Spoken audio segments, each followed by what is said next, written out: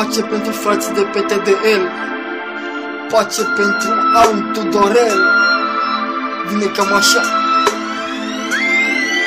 Nu credeam că o să mă mai joc vreodată metin, dar uite că i-am găsit pe cel din ATDN. Am intrat, am descărcat un cont, mi-am creat, am intrat pe server și m-am jucat, stafful e de treabă. Menține atmosfera, eventuri OX, câte două pe seară. Sunt prea multe ca să pot să ți le zic, dar mai bine fac așa.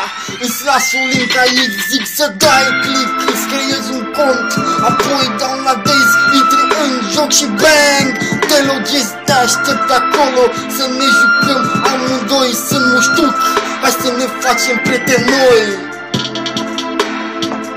Pace.